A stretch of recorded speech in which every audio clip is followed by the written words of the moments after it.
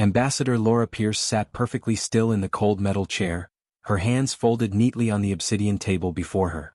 The Galactic Council chamber stretched above her like a cathedral, its curved walls lined with viewing platforms where 100 alien species watched the proceedings. Some had eyes. Others had sensory organs she could not name. All of them were focused on her. Across the table, Vrexian Commander Thex loomed over his delegation. He was massive, nearly 3 meters tall, with crimson scales that caught the harsh white light. His 4 arms gestured dramatically as he spoke, each movement calculated to intimidate. 2 of his subordinates flanked him, smaller but no less menacing, their vertical pupils tracking Laura's every breath. "The terms are simple, human," Thex said, his translator rendering his clicking speech into cold, precise words. "You will surrender administrative control of the colonies at New Perth, Titan's Gate, and Henderson's World. You will provide us with complete technical specifications for your quantum drive systems.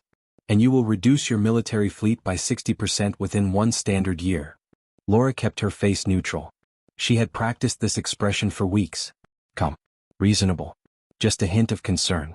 The perfect mask of a diplomat trying to avoid conflict.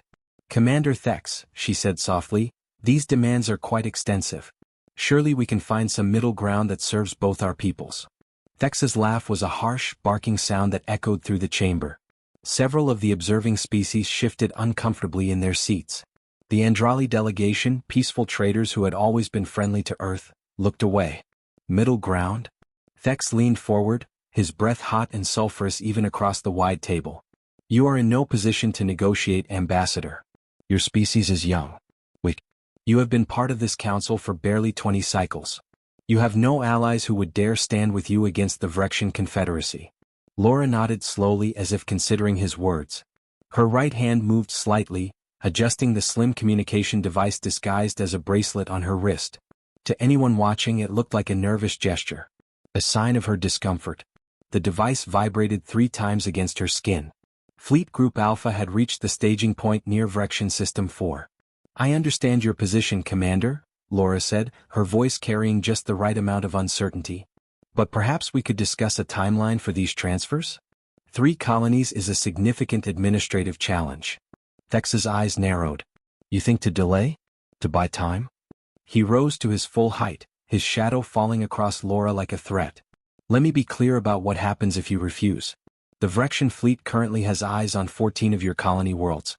14 populations of soft, weak humans who think themselves safe under your pathetic defense systems." He pulled up a holographic display with one clawed hand. Images flickered in the air between them. Cities, schools, hospitals. Human children playing in parks under alien suns. "We could burn any one of these worlds before your ships could even respond," Thex continued. "Perhaps we start with your family, Ambassador Pierce. I believe your sister lives on Arcadia Station with her 2 daughters? Ages 6 and 9 if our intelligence is correct." Laura's jaw tightened. That was real. That flash of anger in her eyes. She did not have to fake that. But she also did not have to tell Thex that the anger was not from fear.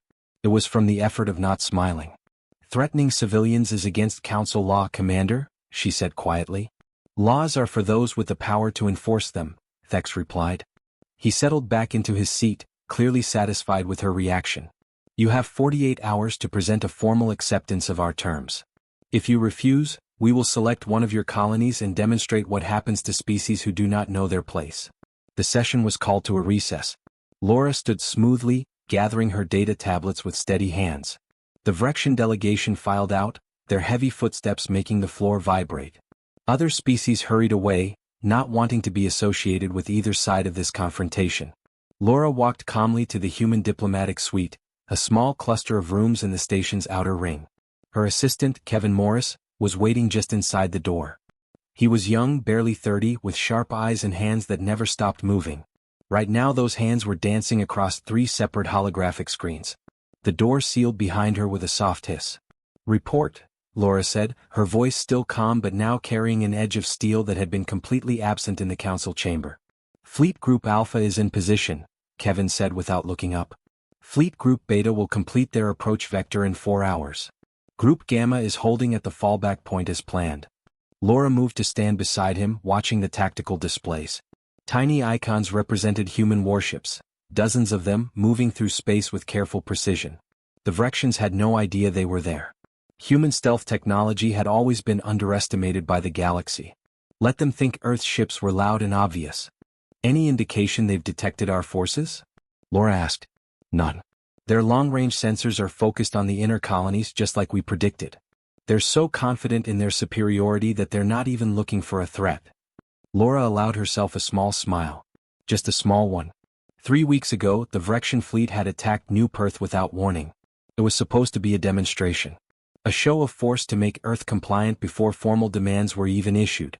They had bombarded civilian centers, destroyed hospitals, killed 8,000 people in the first hour. The Vrexian Confederacy believed they were teaching humanity a lesson about power. They had made a critical error. Humanity already knew about power, knew how to use it, when to use it, and most importantly, how to hide it until the moment was right. Earth's leadership had voted for war within 6 hours of the New Perth attack. Not a single vote against. The diplomatic mission to the Galactic Council was approved in the same session, but everyone knew its true purpose. Keep them talking. Keep them confident. Keep them looking the wrong direction. Laura's bracelet vibrated again. 5 pulses this time. Admiral Stephen Grant was requesting final confirmation. Laura touched the device, entering a code that had been burned into her memory. 7 digits. Just 7 digits that would unleash the largest coordinated military strike in human history. Avalanche Protocol Active appeared on her bracelet's tiny screen. It's done, she said softly. Kevin looked up from his displays, his expression serious. No going back now. There was no going back the moment they killed our people, Laura replied. She moved to the window, looking out at the stars beyond the station. Somewhere out there, human warships were moving into attack positions. Weapons were charging. Crews were running final checks.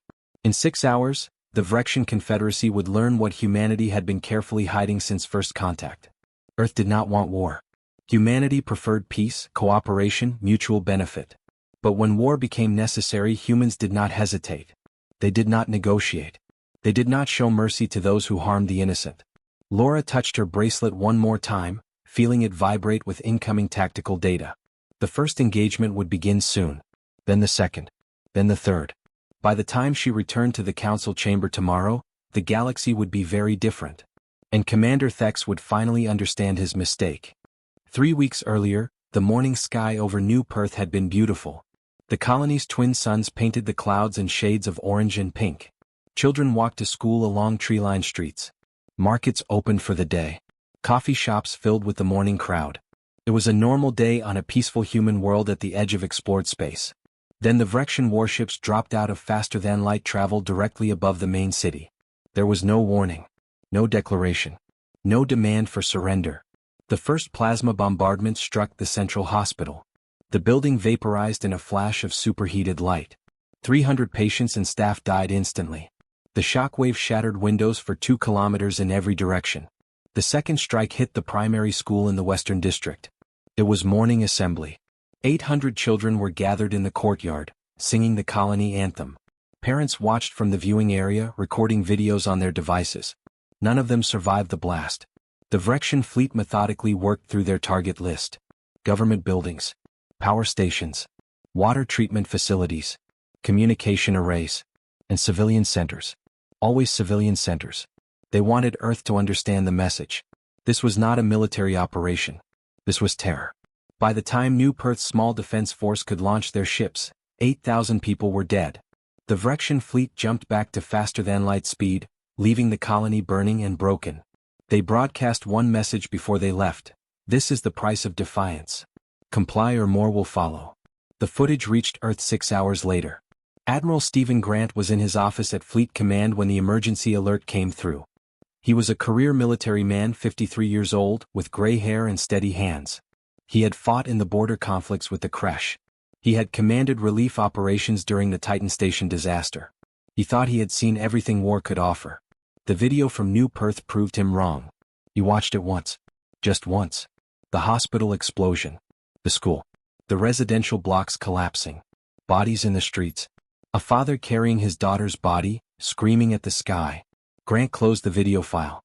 His hands did not shake. His expression did not change. He opened a secure channel to Earth's Central Command. Initiate Protocol Hammer Strike, he said quietly. Full mobilization. Silent running. I want every available warship ready to move within 12 hours. The operator on the other end hesitated. Sir, Protocol Hammerstrike is reserved for total war scenarios. That requires authorization from... I know what it requires, Grant interrupted. The authorization is coming. Get the fleet ready. He was right. 2 hours later, the Emergency Council convened. Representatives from every major Earth government gathered via secure holographic link. The vote took 4 minutes. War. Total war. Immediate and without mercy. But there was more to the decision. A unanimous vote on something else. Something that would give humanity one critical advantage. Secrecy. The Vrexians expected retaliation. They expected angry threats, hasty military movements, desperate appeals to the Galactic Council. They expected humanity to react like a young species. Emotional. Disorganized. Predictable. Earth would give them none of that. Instead, Ambassador Laura Pierce would go to the Council and negotiate. She would appear weak, willing to compromise, desperate to avoid further conflict. She would give the Vrexians exactly what they expected to see. And while she kept them talking, Admiral Grant would move 200 warships into position across 47 star systems. The operation was massive. Ships pulled from patrol routes, training exercises, colony defense assignments. Every captain received sealed orders. Move to your staging point. Maintain complete communications silence. Wait for the signal. Not a single message could leak. Not one careless transmission. The Vrexians had spies everywhere, informants among the other Council species. If they detected the fleet movement, the element of surprise would be lost. Grant personally oversaw every detail. He divided the fleet into 3 groups. Alpha would hit the Vrexian forward bases. Beta would strike their supply lines and shipyards. Gamma would hold in reserve, ready to exploit any opening. The warships moved like ghosts through space. No active sensors. No broadcasts. Just cold metal drifting on silent approach vectors, using the gravity of stars and planets to mask their trajectories. It was the largest military operation in human history, and not a single Vrexian detected it. Now, in the diplomatic suite on the Council station, Laura stood by the window and watched the tactical display Kevin had brought up. Tiny icons showed the fleet positions. Alpha Group was in place. Beta Group was 4 hours out. Everything was proceeding exactly as planned. Her bracelet vibrated steadily against her wrist. Updates from Admiral Grant. From Fleet Command. From intelligence officers embedded throughout Vrexian space. The trap was set. The weapons were ready.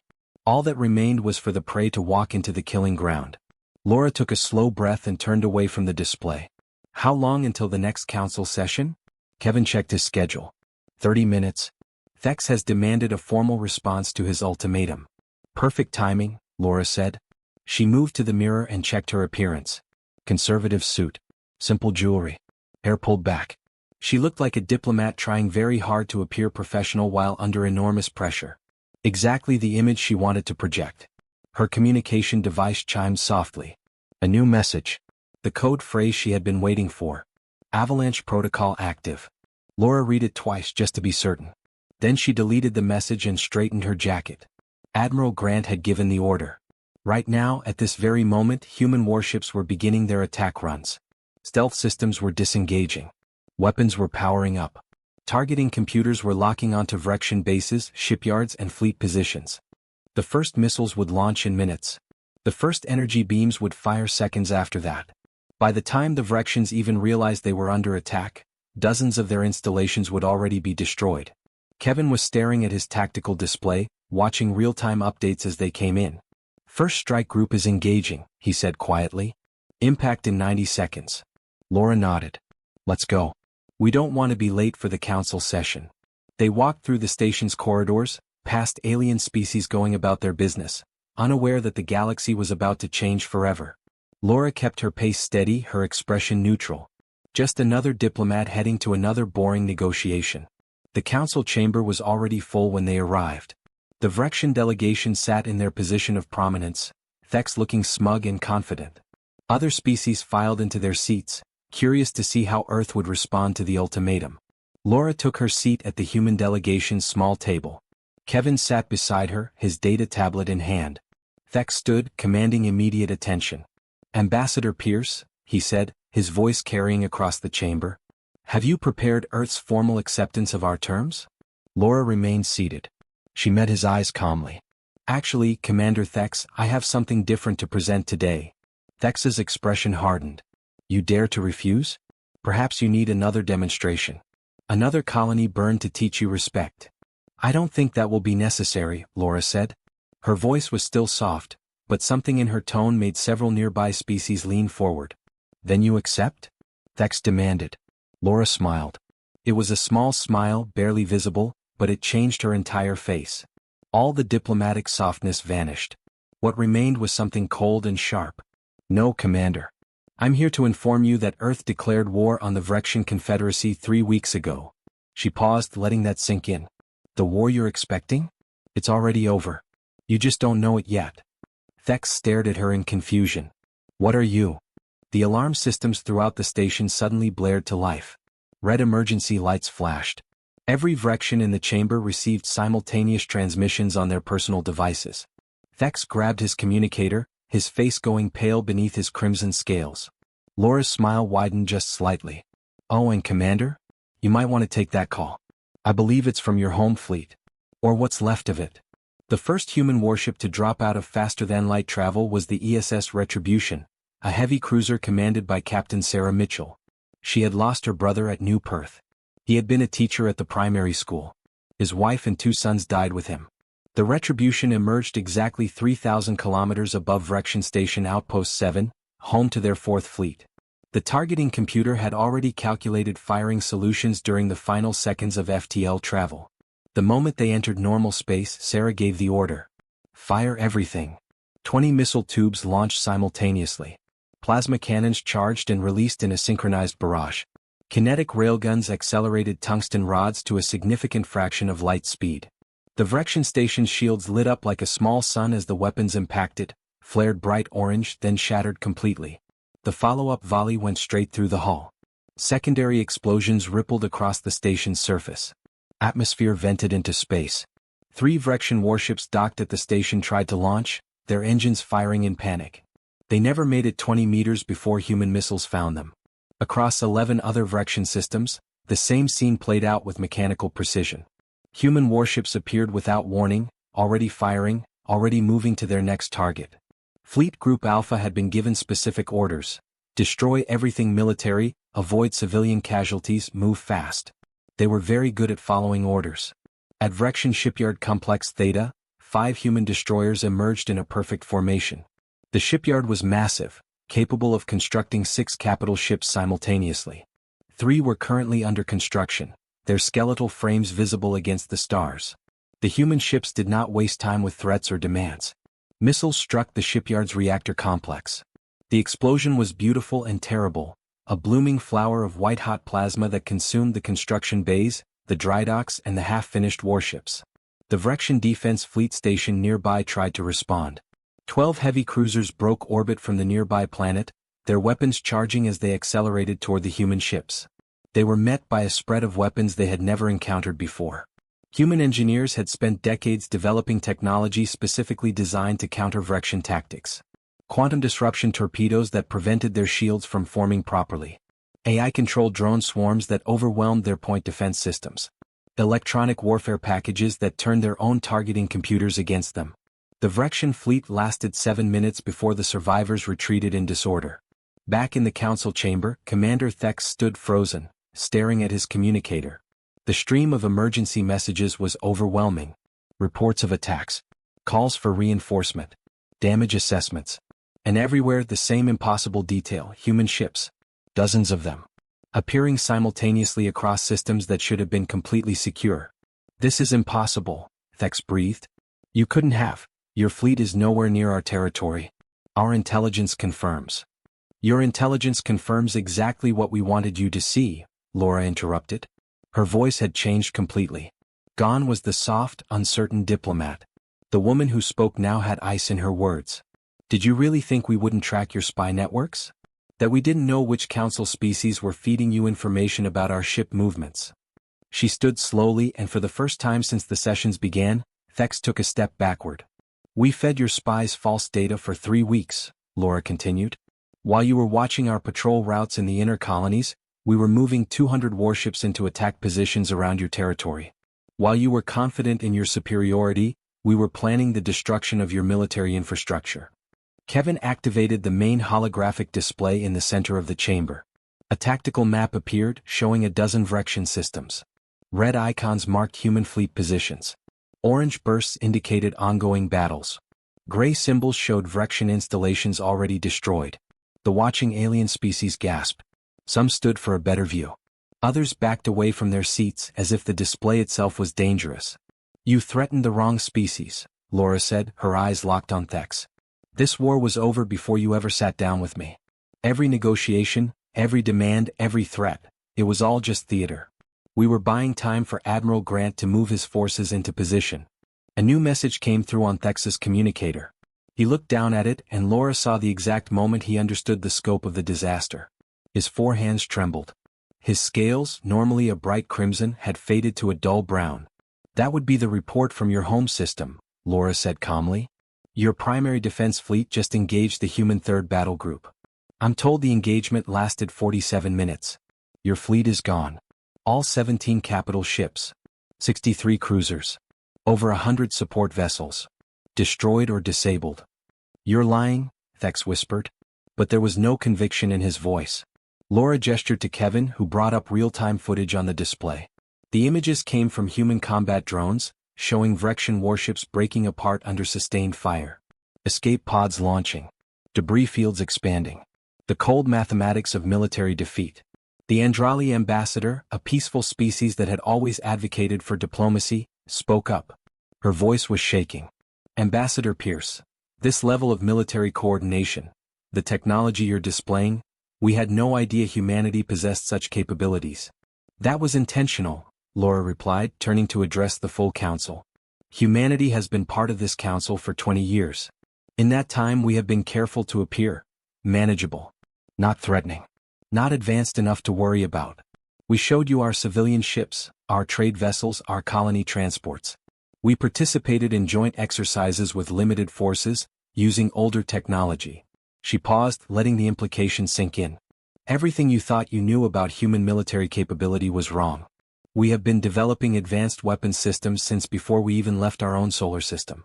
We simply chose not to reveal them until necessary. Another series of alerts flashed on Thex's communicator. His subordinates were receiving similar messages, their expressions growing more panicked by the second. Kevin updated the tactical display. More Vrexian installations turned gray. Human fleet icons advanced deeper into Vrexian space. The systematic dismantling of their military was happening in real time, broadcast for the entire council to witness. This is a massacre, the Kolari delegate said, his multiple eye stalks focused on the display. Your forces are showing no mercy. We are showing perfect mercy, Laura countered sharply. Notice the civilian casualty count. 0. Every target we've hit has been purely military. Bases, shipyards, weapons platforms, warships. We have deliberately avoided population centers despite having the capability to destroy them. She turned back to Thex. Unlike the Vrexian fleet at New Perth, which specifically targeted hospitals and schools. Thex finally found his voice. You cannot do this. The council will not allow. The council will do nothing, Laura said flatly. Because if any species interferes with this military action, they will be treated as combatants. Admiral Grant has very clear rules of engagement. Anyone who shoots at human forces will be destroyed. Anyone who provides material support to the Vrexian military will have that support infrastructure eliminated. She looked around the chamber, meeting the eyes of representatives from 24 species. Earth did not want this war. We came to this council in good faith, willing to negotiate, willing to compromise. The Vrexian Confederacy responded by murdering 8,000 of our civilians. They threatened our families. They demanded our surrender. The display updated again. More Vrexian positions destroyed. Human casualties, minimal. The efficiency was terrifying. So we gave them war, Laura continued. Not the war they expected. Not some desperate, emotional response they could easily counter. We gave them professional, calculated, overwhelming military force applied with precision across their entire defensive network simultaneously. A communication came through on the council's main channel. It was Admiral Stephen Grant himself, his image appearing on screens throughout the chamber. He wore his dress uniform, every medal earned over 30 years of service visible on his chest. Ambassador Pierce, he said formally.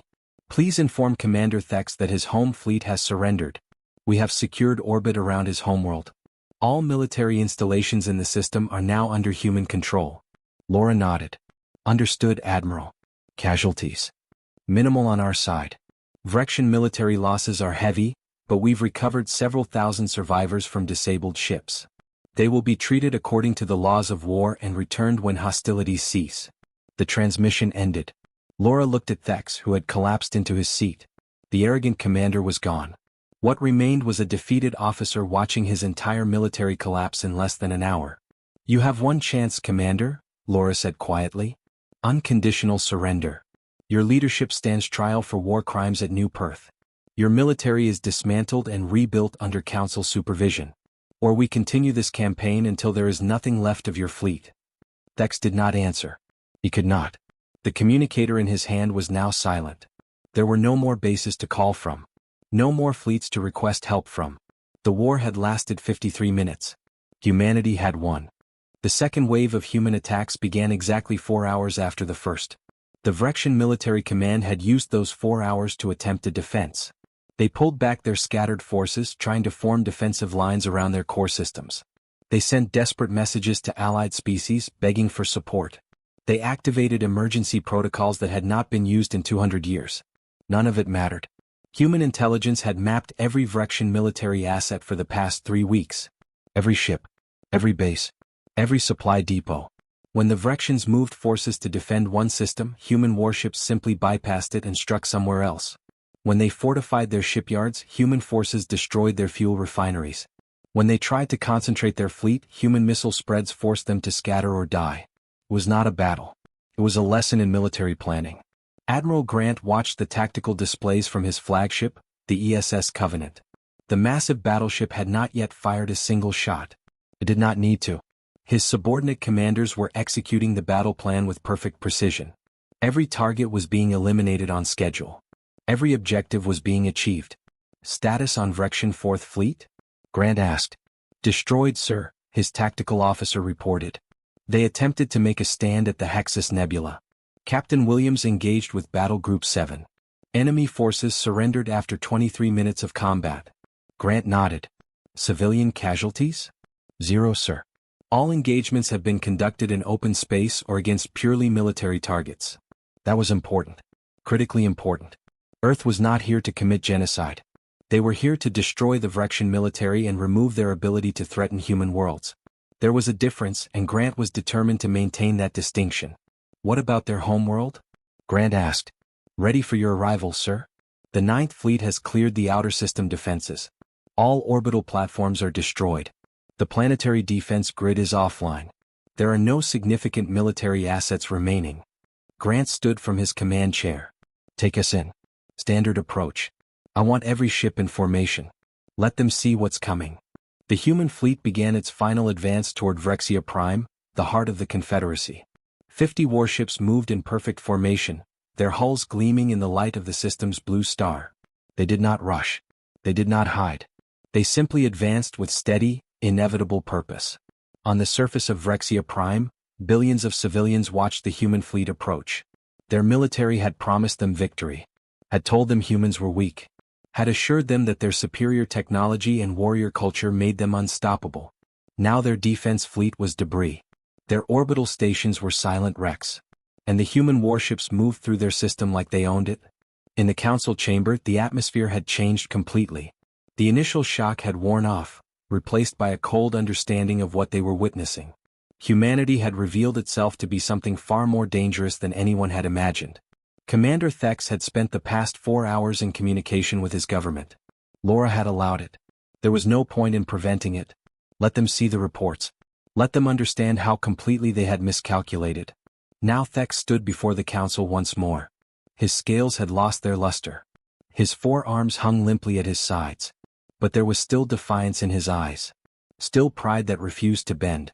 The Vrexian Confederacy does not surrender to inferior species, he announced, his voice carrying across the chamber. What you have accomplished through treachery and surprise attacks does not change the fundamental reality. We are the stronger civilization. We have dominated this region of space for 1,000 years. Laura remained seated, her expression unreadable. You've lost 90% of your military in the past 8 hours, Commander. Your homeworld is surrounded. What exactly do you think happens next? We rebuild, Thex said firmly. We learn from this. And we return stronger than before. That is the Vrexian way. We do not kneel. Not even to save your people? Laura asked quietly. Our people understand honor, Thex replied. They would rather die than live under the rule of humans. You may destroy our fleets, but you cannot break our spirit. Laura was silent for a long moment. Then she stood and walked to the central display. Kevin updated it with a live feed from Vrexia Prime. The planet hung in space, beautiful and vulnerable.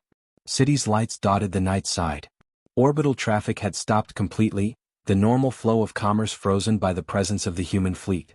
Admiral Grant, Laura said into her communicator. You're on the main display. The Council is watching.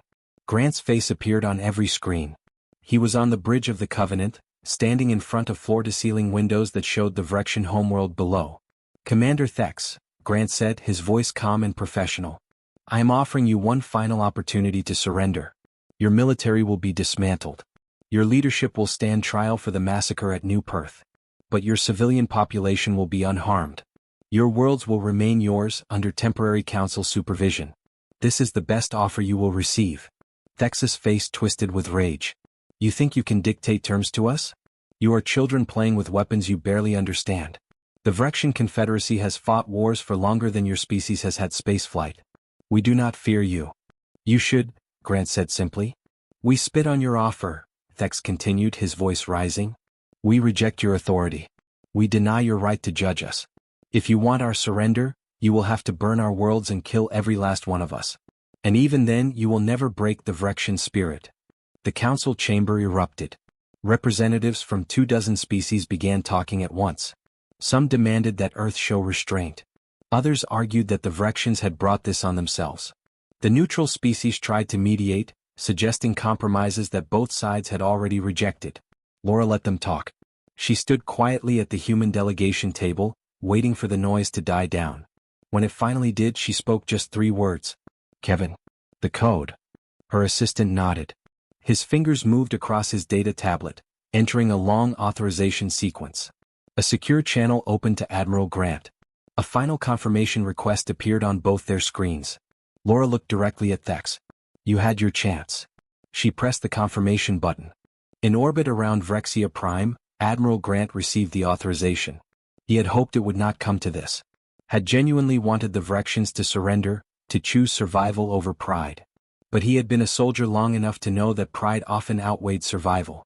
All ships, he said into the fleet-wide channel. Execute protocol scalpel. Surgical strikes only. Military and industrial targets exclusively.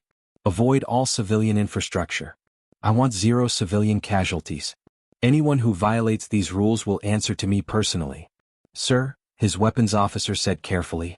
The Vrexian population centers are heavily integrated with their military installations. Some collateral damage is inevitable. Then we make it uninevitable, Grant replied. We have the most advanced targeting systems in the galaxy. We have precision weapons designed for exactly this scenario. Use them. If a target cannot be hit without civilian risk, you do not fire. Is that understood? Yes, sir. The human fleet opened fire. But this was not the indiscriminate bombardment the Vrexians had used at New Perth.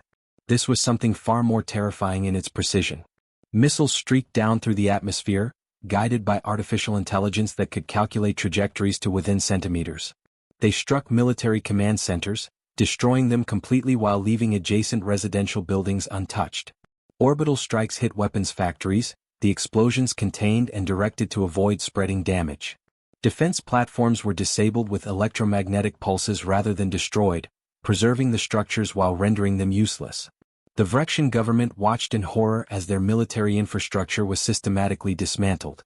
Not through overwhelming firepower and acceptable losses, but through surgical precision that demonstrated complete technological superiority.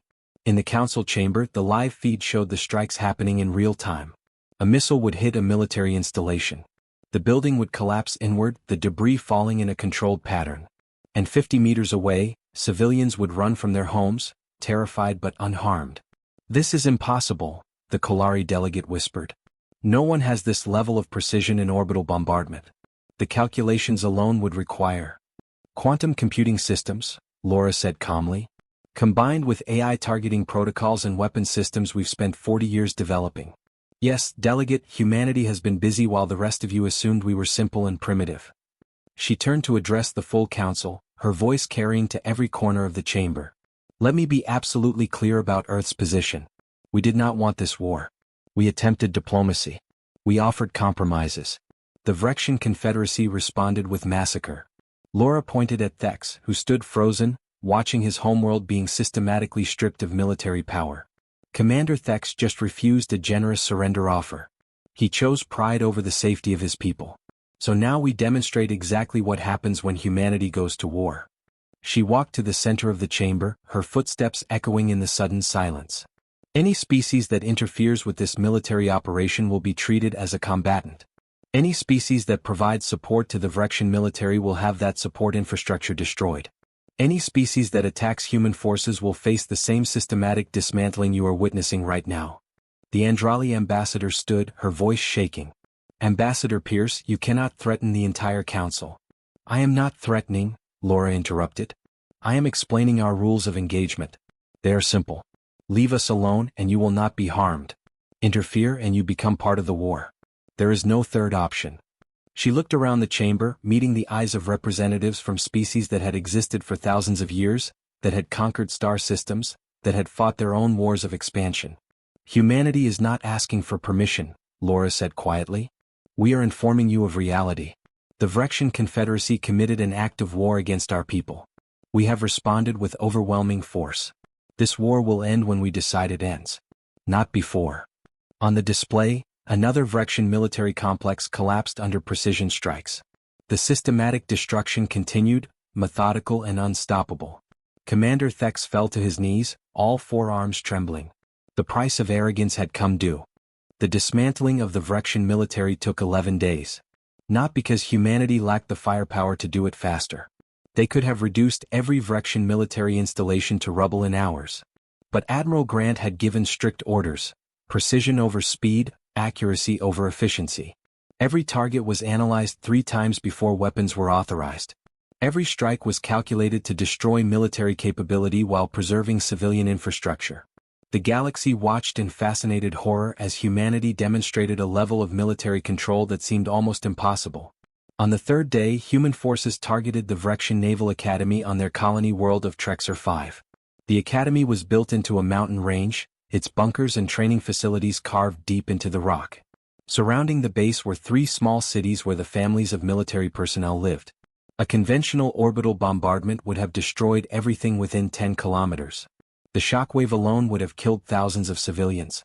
Instead, human engineers spent 6 hours mapping the underground facility with ground-penetrating sensors. They identified every corridor, every ammunition storage room, every power junction. Then they sent in specially designed penetrator missiles that drilled through hundreds of meters of rock before detonating inside specific chambers. The Academy's command center collapsed. The weapons storage exploded in a contained blast deep underground. The training facilities were buried under thousands of tons of stone. The civilian cities felt minor earthquakes. Not a single building fell. Not a single person died. When the Vrexian survivors emerged from the rubble 3 days later, they found human medical teams waiting with supplies, equipment, and doctors ready to treat the wounded. The humans took the military personnel as prisoners. The civilians were given food, temporary shelter, and transportation away from the destroyed base. This pattern repeated across 47 Vrexian systems. Surgical strikes. Precision demolition. And always, care taken to separate military from civilian, combatant from innocent. By the 7th day, the Vrexian government was in chaos. Half their leadership wanted immediate surrender. The other half still believed in their cultural superiority, insisting they could rebuild and strike back. The arguments grew heated, then violent. 3 members of their high command were killed by their own colleagues in disputes over strategy. On the 8th day, Admiral Grant's fleet arrived at the Vrexian government complex on their homeworld. It was a massive structure, part military headquarters, part political center. 20,000 people worked inside, making decisions that affected billions across their territory. Grant gave them 2 hours to evacuate all non-military personnel. Exactly 2 hours later, human weapons struck the complex with devastating accuracy. The central tower, where military planning occurred, collapsed in a controlled demolition. The communications array was destroyed. The secure bunkers were sealed with explosives that welded the blast doors shut, trapping the military hardware inside but leaving ventilation intact so no one suffocated. The civilian administration wing was completely untouched.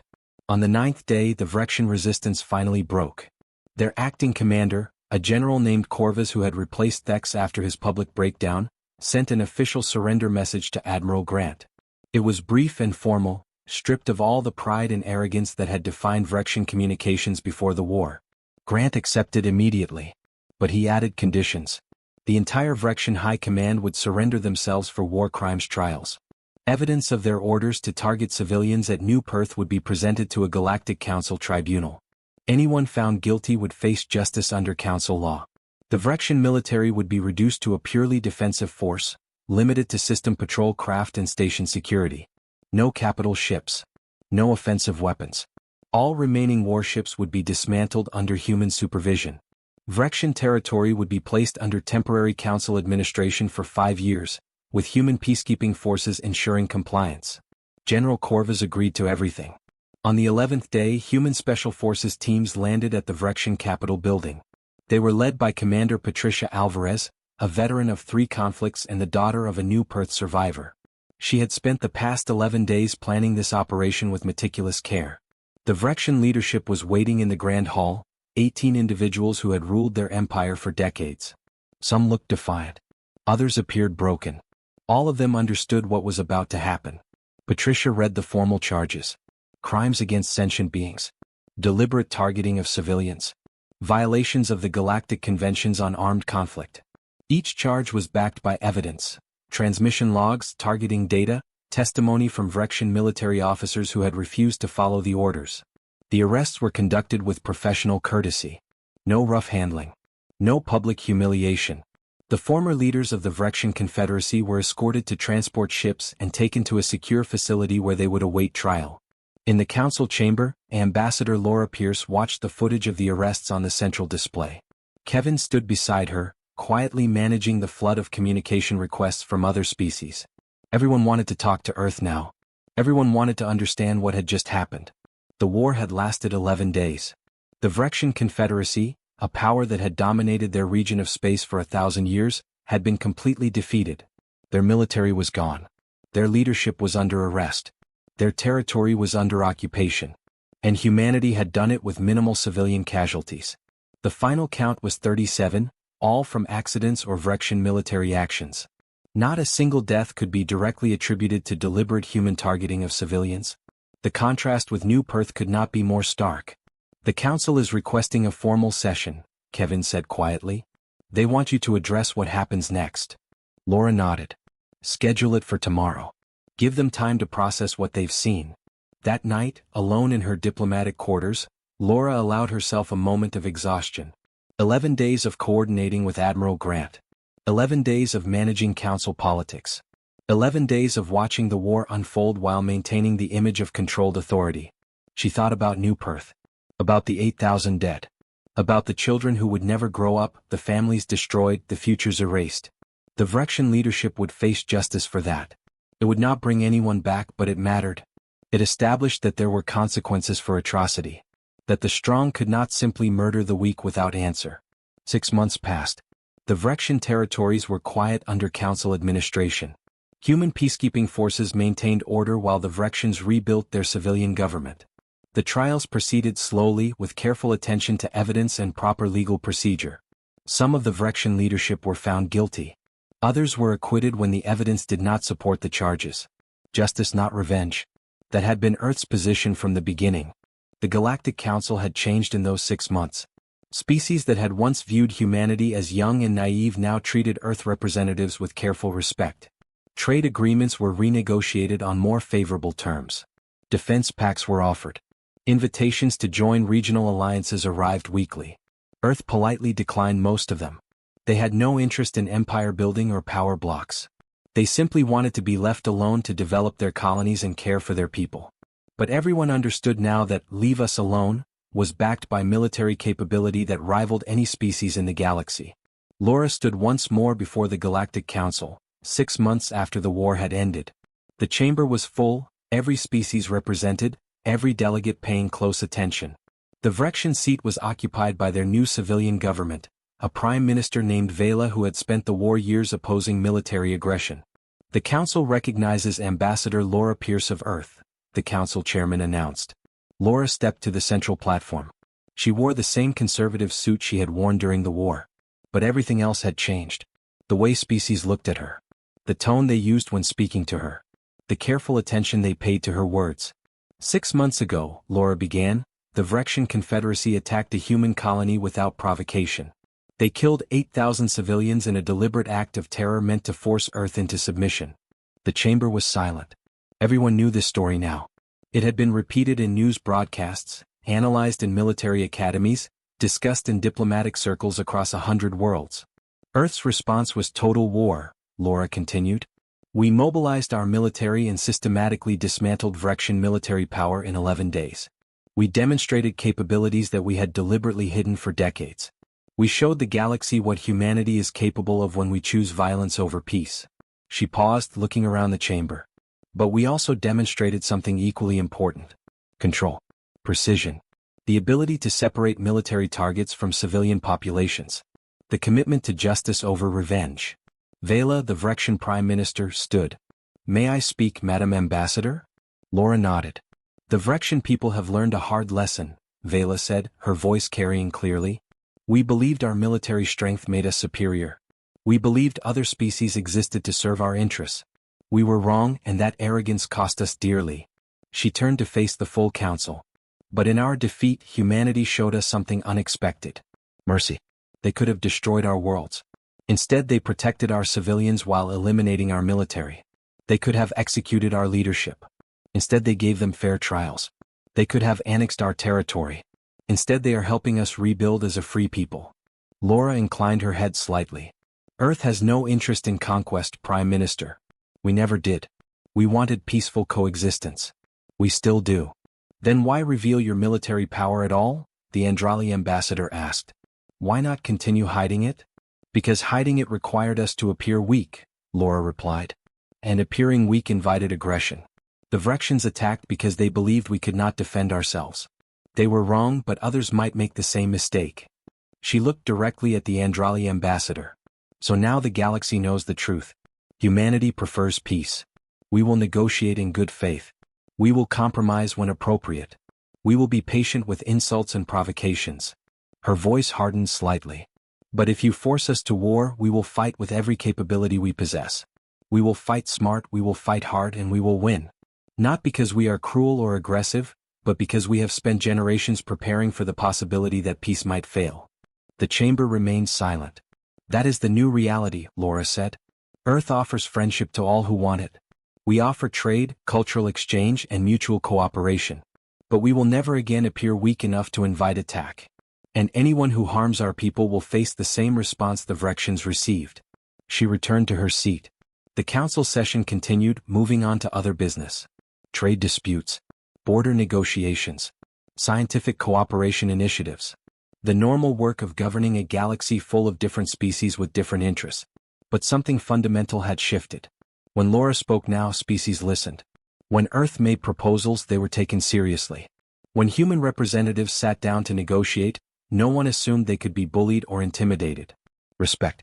Hard-earned through 11 days of systematic military action. Maintained through 6 months of fair administration and commitment to justice. That evening, Laura stood at the window of her quarters, looking out at the stars. Kevin had gone home hours ago. The diplomatic staff was asleep. She was alone with her thoughts. Somewhere out there, New Perth was being rebuilt. The survivors had returned, supported by funds from both Earth and the Vrexian reparations. The hospital was under construction. A memorial was being planned for the 8,000 dead. The galaxy had learned its lesson. Humanity was not to be trifled with. But Laura hoped the real lesson would stick. Not that humans were dangerous when provoked. That was obvious now. The deeper lesson, that strength and restraint could coexist. That you could be capable of terrible violence while choosing to use it precisely and carefully. That military power did not have to mean military brutality. Those were harder lessons to learn. Harder to remember. But if the galaxy could learn them, maybe the next war could be avoided entirely. Maybe peace could be built on mutual respect instead of mutual fear. It was worth hoping for. Laura turned away from the window and went to bed. Tomorrow would bring new challenges, new negotiations, new opportunities to prove that humanity could be both strong and honorable. The war was over. The real work was just beginning.